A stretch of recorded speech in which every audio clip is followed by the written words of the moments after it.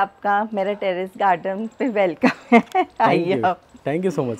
तो friend finally आ चुके हैं टेरेस पे। बालकनी एरिया है जो इनका बहुत सुंदर लग रहा है हमें, और यहाँ पे आप देख सकते हैं मल्टीपल फ्लावरिंग प्लांट्स नज़र आ रहे हैं, जैसे कि हमने नीचे भी बातें की थी। तो मैम इस एरिया पे आपने गार्डनिंग कब शुरू की थी? ऊपर नीचे जब प्लांट्स के रखने की जगह नहीं रही, अच्छा, तो उसको धीरे धीरे ऊपर शिफ्ट करने लगे। तो ऐसा कितने समय में आपको लगने लगा कि अब नीचे जगह नहीं बची है? 2 साल पहले। 2 साल पहले? 2 साल तो 2 साल पहले आपको लगा, उसके बाद फिर आपने ऊपर करना शुरू किया। हाँ, और ये 2 साल का नतीजा है हमारे सामने। हाँ, है ना जी। अच्छा, अडेनियम कब शुरू किया आपने? अडेनियम भी करीब 2 साल हो गए।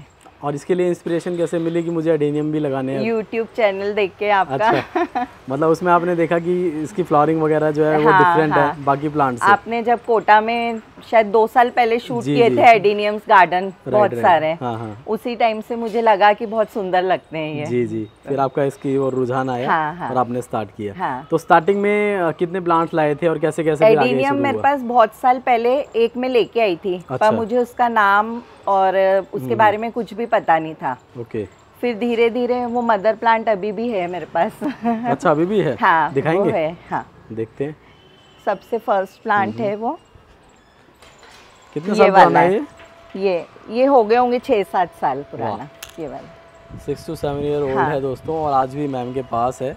और अब तो इन्हें पता है इसका नाम क्या है और कैसे इसे ग्रो करना है। इसको ग्रो करना वो सब मैं आपके यूट्यूब चैनल से सीखती हूँ। सीड्स वगैरह सब कुछ अब लगा रहे हैं। अच्छा, अपने पास जो थोड़ी सी अनकॉमन वैरायटीज हैं वो हमारे व्यूअर्स को दिखाइए, जो आपने बाहर से ऑनलाइन मंगाई हो।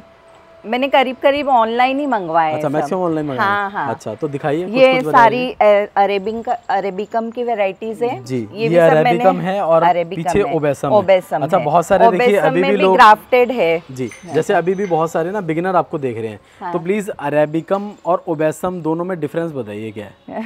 अरेबिकम का कोडेक्स शायद ये नीचे से बड़ा होता है और इसकी हाइट कम होती है ना। ओबेसम में कोडेक्स मतलब इसका भी बड़ा हो जाता है पर इसकी हाइट ज़्यादा होती है जी। जो ओबेसम है उसका जो कोडेक्स है वो हमें बड़ा करने के लिए काफ़ी मेहनत करनी होती है, बार बार रिपोर्टिंग करनी होती है कोडेक्स, और ये नेचुरली अपने आप फैलता जाता है। तो ये दोनों में डिफरेंस है। इसमें हमें ऊपर फ्लावर्स यहाँ देखने के लिए मिलते हैं, उसमें हमें मल्टीपल प्रूनिंग के बाद बंच में फ्लावर मिलते हैं। तो ये मेजर डिफरेंस है दोनों में। तो जो बिगिनर्स हैं उनको समझाने के लिए मैंने मैम से क्वेश्चन किया था। आपके गार्डन में मैम कितने शेड्स होंगे अडेनियम के अप्रॉक्स? 30-40 तो है शायद। 30-40 शेड है। 40 एक तो है, और कुछ सेम भी है क्योंकि जी। और जो आपका जो अडेनियम्स आपने ग्रो किए हैं इनका सॉइल मिक्स का रेशियो सॉइल मिक्स सिंडर, मतलब उसमें रिवर सैंड और सिंडर ज़्यादा है जी। एक प्रॉपर रेशियो बता दीजिए, आप क्या क्या डालते हो? मतलब मैं तो करीब सेम ही ले लेती हूँ। 30% सिंडर जी, सिंडर और रिवर सैंड और थोड़ा वर्मी कंपोस्ट, बाकी सब नीम खली वगैरह मिक्स करके 10-20% में ये सब ले लेती हूँ। अच्छा, इन सबको मिक्स करते हैं सब मिक्स, फिर उसमें आप इन्हें ग्रो कर रहे हैं? हाँ, फंगीसाइड वगैरह सब मिक्स करते हैं इसमें। तो मैम बहुत सारे हमारे जो फ्रेंड्स हैं जो कि बिगिनर ही हैं, 1 या 2 प्लांट उनके पास होता है, जैसे कि आपके पास 5-6 साल पहले 7 साल पहले था, तो उनकी अक्सर ये क्वेरी रहती है कि बारिशों में उनके एडेनियम खराब हो जाते हैं, मर जाते हैं। हाँ। तो उसके लिए क्या कहना चाहेंगे, क्या रीज़न होते हैं और कैसे हम बचा सकते हैं? इसके लिए अगर सॉइल वेल ड्रेन्ड होती है तो पानी उसमें रुकता नहीं है, और पानी नहीं रुकता है तो फिर वो गलेगा नहीं, उसकी रूट्स रॉट नहीं होती है। अच्छा, तो कैसे हम पहचान सकते हैं कि रूट रॉट होने लगी है, पानी ज़्यादा हो गया है, उसकी पहचान क्या है? तो अपने को देखना पड़ता है। अभी जैसे ये एकदम वेल ड्रेन सॉइल है, अच्छा, तो रूट रॉट के लिए तो पूरा एडेनियम आपको घूम के देखना पड़ता है या कॉर्डेक्स प्रेस करके देखें। अच्छा, तो अगर वो रॉट हुआ हुआ रहता है तो नरम हो जाता है उस जगह से। अच्छा, दबने लग जाएगा।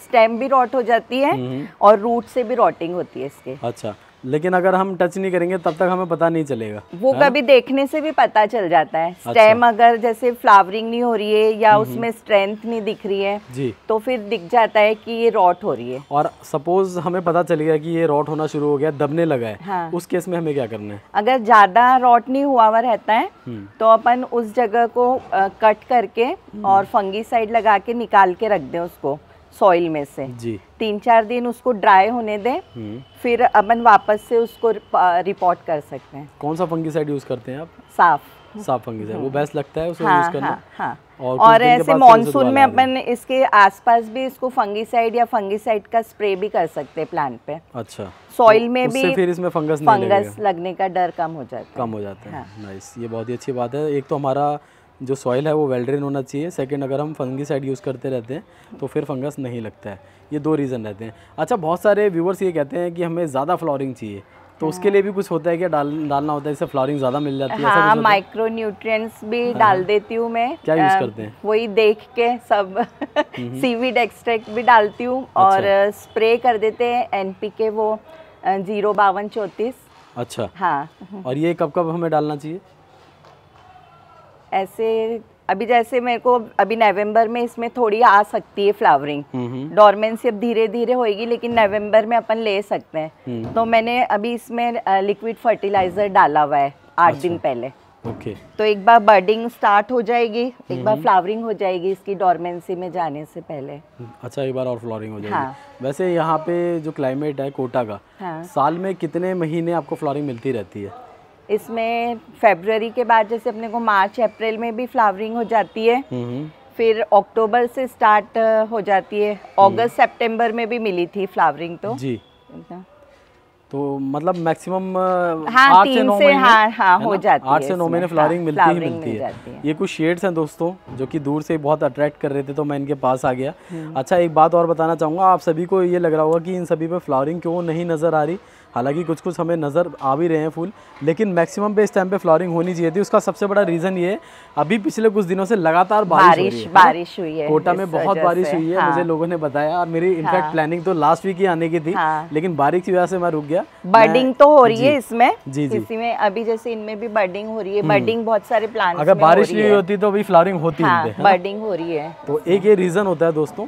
और बहुत ज़्यादा बारिश, जैसे कि मैंने आपको बताया, हानिकारक होती है। अगर आपकी वेल ड्रेन सॉइल है, आप टाइम टू टाइम अपने प्लांट को चेक कर रहे हैं, तो कहीं ना कहीं फिर आपको इश्यूज नज़र नहीं आते, आपका प्लांट बच जाता है। इसमें ऑर्गेनिक पोटाश भी होता है, उसके भी ग्रेन्यूल्स अपन फ्लावरिंग के लिए डाल सकते हैं। अच्छा, और उसको कब डालना है और कितना डालना है?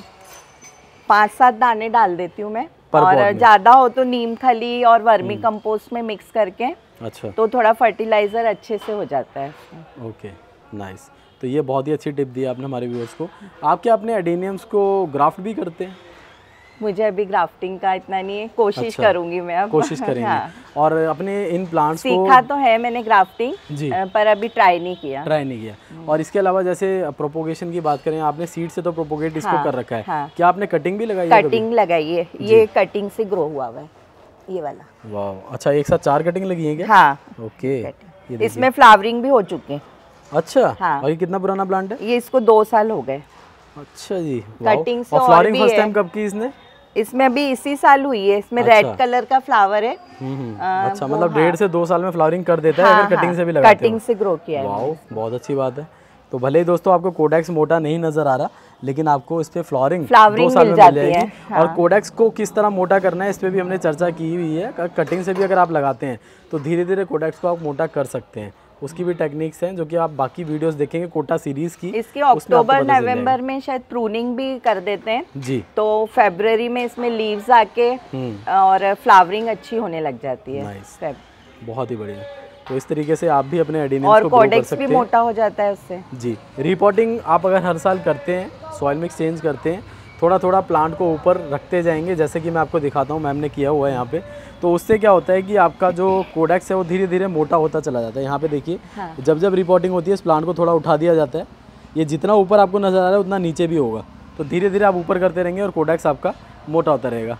अभी इस बार बारिश बहुत हुई ना, तो बहुत सारे पॉट्स तो पूरे भर गया वो जी, मतलब पॉट्स की शेप ही चेंज हो गई है। हाँ, ये अभी ये रिपोर्टिंग करनी पड़ेगी। फट जाएगा कुछ टाइम में। हाँ। बहुत बढ़िया। तो ये कुछ इसकी ग्रोथ होती है दोस्तों, और एक्चुअली में अगर आप रिपोर्टिंग नहीं करते हैं तो दूसरे साल आते आते ये पॉट फट भी जाते हैं। बहुत ही सुंदर लग रहे हैं। अच्छा, एक और खासियत इनकी ये भी है कि पानी ज़्यादा नहीं मांगते हैं। हाँ, हाँ। तो अगर हम छुट्टियों वगैरह पे जाना चाहते हैं तो चले जाएं, ये प्लांट ख़राब नहीं होने वाला। सबसे अच्छी बात इसकी ये है। ये देखिए, बहुत बढ़िया। तो मैम अब हम हिबिस्कस की बातें कर लेते हैं। उसकी भी मैं देख रहा हूँ बहुत सारी शेड्स हैं आपके पास। हाँ। तो हिबिस्कस को कैसे आपने लगाना शुरू किया, कब लगाना शुरू किया, कितनी वेराइटीज हैं आपके पास? हिबिस्कस वो मतलब 1 ही साल हुआ अभी मुझे। अच्छा। क्योंकि मेरे टेरेस पे धूप कम आती है, ईस्ट फेसिंग है, तो यहाँ पर मैंने रोज बहुत सारे, कम से कम 20-25 रोज थे, पर मेरे चले नहीं। अच्छा। कि उनको धूप चाहिए, फिर फ्लावर तो चाहिए था, तो हिबिस्कस ग्रो करने लगे। ओके। हिबिस्कस और बोगनविला। अच्छा, तो बोगनविला को भी तो अच्छी धूप चाहिए, पर ये आ जाते हैं, बोगनविला आ जाते हैं। अच्छा, उसमें फ्लावरिंग मिल जाती है। और अभी हमें फ्लावरिंग दिखाई भी दे रही है। देखिए दोस्तों, ये बोगनविलिया हैं और कई कलर्स हैं इनके पास बोगनविलिया में भी। तो बोगनविलिया के लिए कोई स्पेशल सॉइल मिक्स है आपका या फिर normal soil? Well drained soil mix, वही वर्मी कंपोस्ट, सैंड ओके और सॉइल। और हिबिस्कस के लिए कैसा सॉइल मिक्स है मैम? वेल ड्रेन्ड सॉइल में सबकी ऐसी रहती है, मैक्सिमम। अच्छा, हिबिस्कस में फर्टिलाइजर ज्यादा चाहिए इसको। अच्छा, तो क्या डालते हैं इसको? वर्मी कंपोस्ट 1-1 मुट्ठी अपन दे दो। जैसे जब भी गुड़ाई होए, महीने में 15 दिन में एक बार इसको वर्मी कंपोस्ट दे देते हैं। अच्छा, तो उसके जरिए इसकी ग्रोथ जो है वो अच्छी रहती है। अच्छा, बग्स के लिए क्या करते हैं? व्हाइट वाले नीम ऑयल इसमें बहुत लगते हैं। बहुत लगते हैं ना? हाँ, नीम ऑयल अभी 4-5 दिन पहले ही किया है मैंने इसमें, नीम ऑयल और लिक्विड सोप का स्प्रे। अच्छा, तो वो टाइम टू टाइम करना पड़ता है? हाँ। ओके। हिबिस्कस में तो बहुत ज्यादा लगते हैं मिलीबग्स। बिल्कुल ठीक। और ये देखिए येलो कलर भी नजर आ रहा है, ग्राफ्टेड है क्या ये वाला? अच्छा, 2 प्लांट लगे हैं। हाँ, ये अलग प्लांट है, ये अलग। अच्छा, वो वाला इसमें लगा है और ये येलो कलर का ये वो पंचमुखी हिबिस्कस है, ये वाला। वाह, बहुत बढ़िया। तो ये दोस्तों बहुत ही सुंदर लग रहे थे दोनों मुझे। और ये पिंक कलर में भी है और एक देखिए यहाँ पे भी है, बहुत ही सुंदर लग रहा है। इसी के साथ ही और भी यहाँ पे प्लांट हमें देखने के लिए मिल पा रहे हैं। ये देख सकते हैं, ये जो एरिया है ये भी पूरा ग्रीन मैम ने किया है।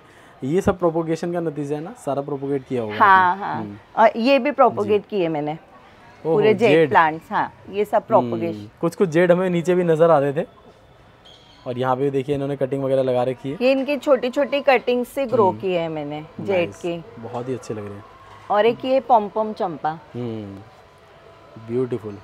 इसके तो लीव्स बहुत सुंदर लग रही हैं। हाँ, बहुत ये लीव्स की वजह से ही अच्छा लगता है जी। और यहाँ पे भी देखिए फ्लावरिंग आपको नजर आ रही है, ब्यूटीफुल। ये इंडोर प्लांट्स जब नीचे ज्यादा हो गए थे तो मैंने इनको ऊपर शिफ्ट कर दिया। अच्छा, नाइस, बहुत ही बढ़िया मैम। तो मैम आपका गार्डन टूर तो हमने कर लिया, बहुत ही मज़ा आया। अब टाइम है दोस्तों कुछ रील्स शूट करने का। मैम के साथ कुछ रील्स शूट करने वाले हैं जो कि आप हमारे इंस्टाग्राम अकाउंट पे देख पाएंगे, आप जाके ज़रूर चेकआउट करिएगा। मैम जाते जाते हमारे जो बिगिनर्स हैं उनको क्या बोलना चाहेंगे, कैसे वो शुरुआत करें? देखिए होता क्या है कि 2-3 कारणों से लोग पीछे हट जाते हैं। एक तो वो बागवानी को महंगा समझते हैं। हाँ। दूसरा, लोगों के पास स्पेस का बहुत ज़्यादा इशू है। वो कहते हैं कि हम फ्लैट्स में रहते हैं तो हम बागवानी नहीं कर सकते, हमें अच्छा खासा स्पेस चाहिए।